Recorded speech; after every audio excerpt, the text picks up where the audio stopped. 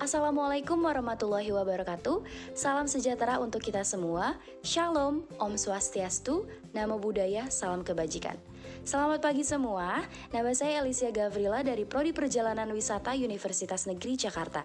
Pada kesempatan ini, saya akan bercerita tentang sendera tari Ramayana Prambanan.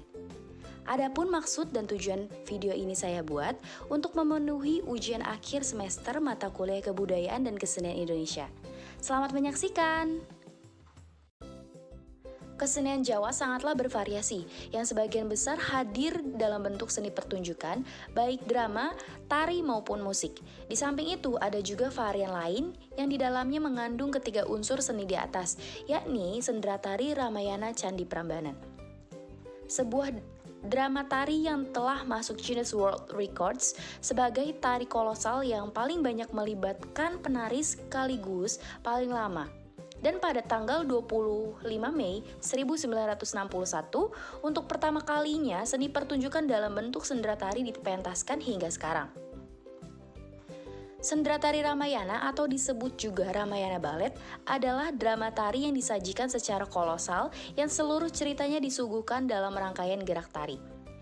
Tidak ada dialog dalam pertunjukan ini kecuali sebatas penuturan sinden bersuara khas dan lembut untuk menggambarkan alur cerita melalui tembang bahasa Jawa.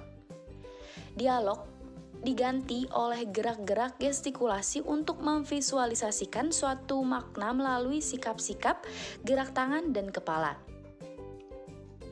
Seperti namanya, lakon yang diangkat adalah cerita Ramayana, seperti halnya yang tersaji dalam banyak kesenian Jawa, termasuk wayang kulit dan wayang wong. Sebagai dampak dari popularitas sendera tari Ramayana Prambanan, lahir pula bentuk-bentuk pertunjukan sendera tari serupa yang dikemas untuk wisatawan di berbagai tempat. Banyak pertunjukan sendera tari Ramayana yang juga digelar di keraton, hotel, restoran, dan tempat hiburan rakyat. Meskipun begitu, sendera tari Ramayana Prambanan tetap menjadi yang paling menarik karena latar belakang Candi Prambanan menambah keeksotisan tersendiri pada pertunjukan drama tari tersebut. Semua itu semakin sempurna dengan latar yang menghujani pelataran panggung pementasan.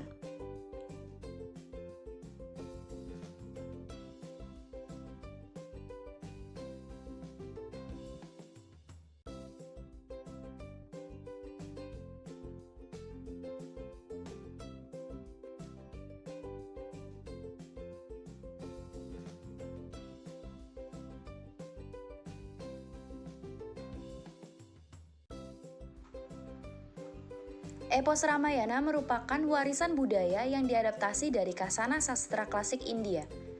Menurut Somfir, cerita Ramayana adalah sebuah tradisi yang hidup dan merupakan kekuatan dari suatu warisan kuno untuk seluruh negara di Asia Selatan dan Asia Tenggara.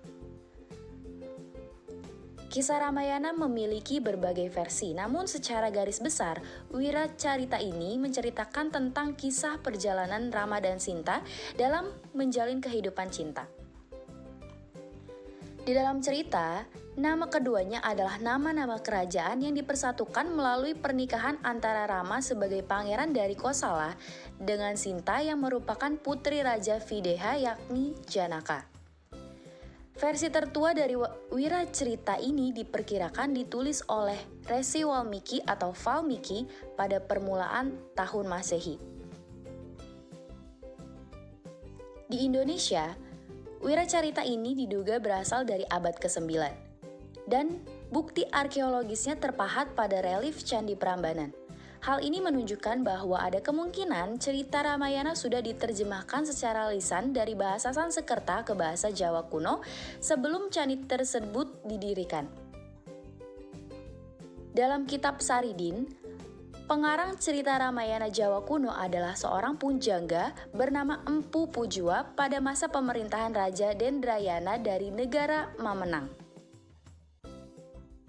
Menurut cerita di Bali, Empu Jogiswara yang mengarang cerita tersebut pada tahun 1094 atau 1016 Caka. Di Indonesia, Wiracarita Ramayana biasa disajikan dalam berbagai media seni, termasuk sastra, seni rupa, dan seni pertunjukan. Cerita Ramayana Jawa yang biasanya dipertunjukkan dalam wayang kulit, Wayang orang, Langen Mandrawanara, serta sendera tari adalah bersumber dari serat Rama Karya Yasadipura.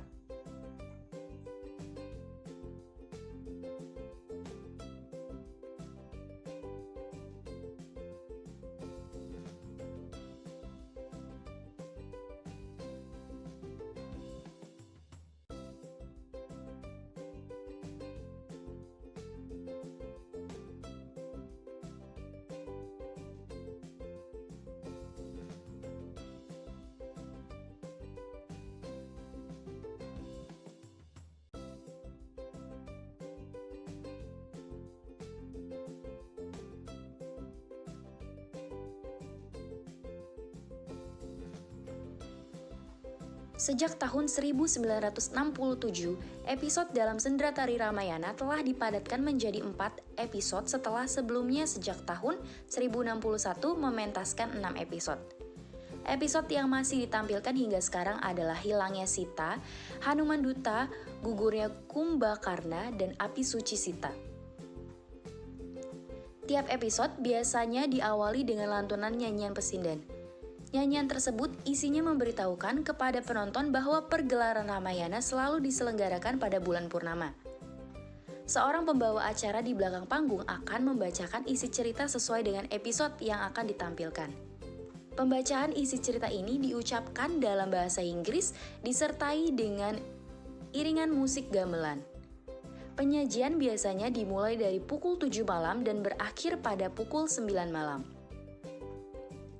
Penampilan cerita utuh umumnya menghabiskan waktu 2 jam, dengan pemadatan keempat episode diawali dengan sayembara memperebutkan Sita yang dimenangkan oleh Rama.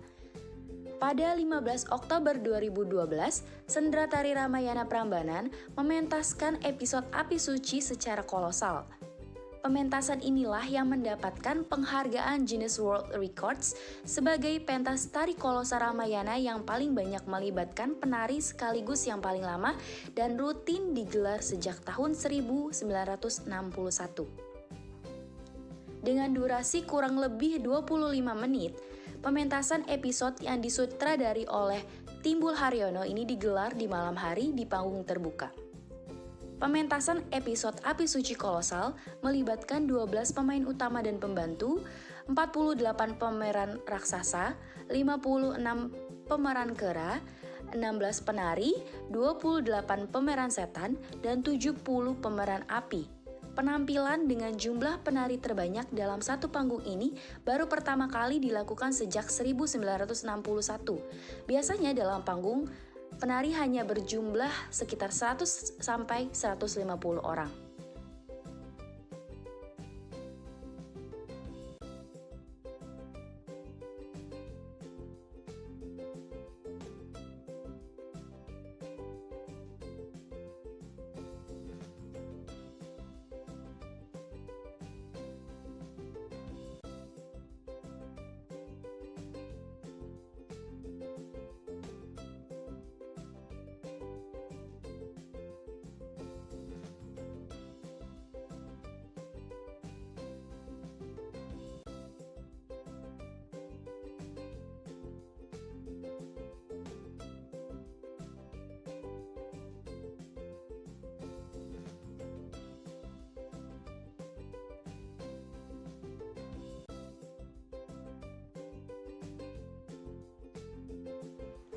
Dalam Sendera Tari Ramayana, gerakan tari mengacu pada karakteristik gerak wayang wong. Pada awalnya, sendera tari ini didominasi oleh gaya tari Surakarta dengan sedikit teknik gerak tari gaya Yogyakarta. Dominasi gaya Surakarta pada awal perkembangan Sendera Tari Ramayana disebabkan oleh koreografer yang ikut dalam proyek awal adalah ahli tari di Surakarta.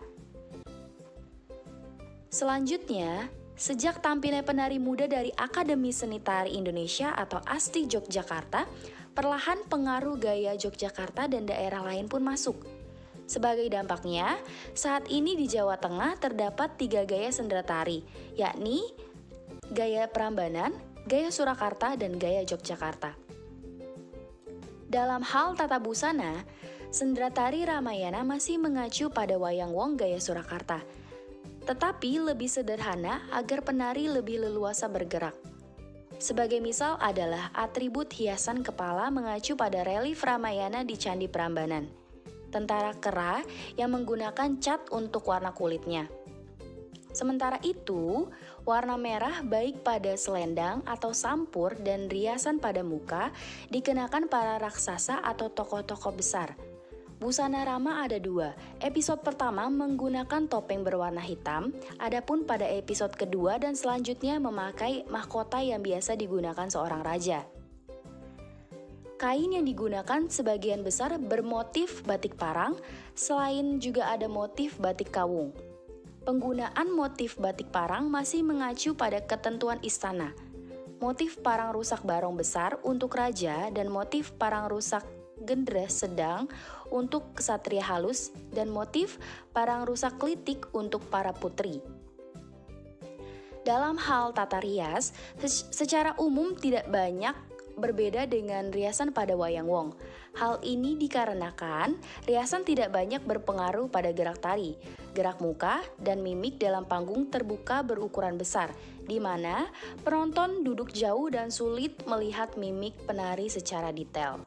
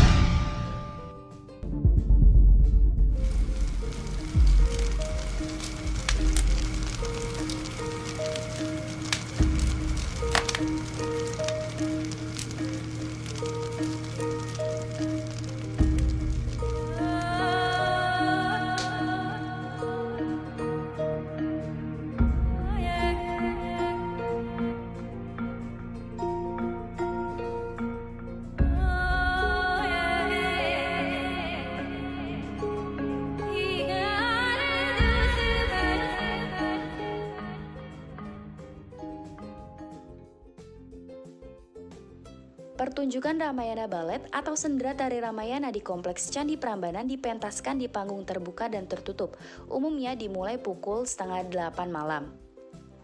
Di panggung tertutup, acaranya digelar di Gedung Trimurti dengan melibatkan sekitar 50 penari. Sementara itu, jika digelar di panggung terbuka, biasanya melibatkan lebih dari 200 penari.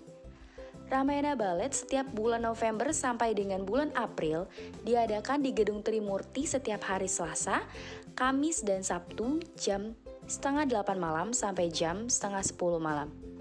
Selama pandemi ini, pementasan diadakan setiap hari Sabtu jam 7:30 malam sampai jam 9:30 malam di Gedung Trimurti.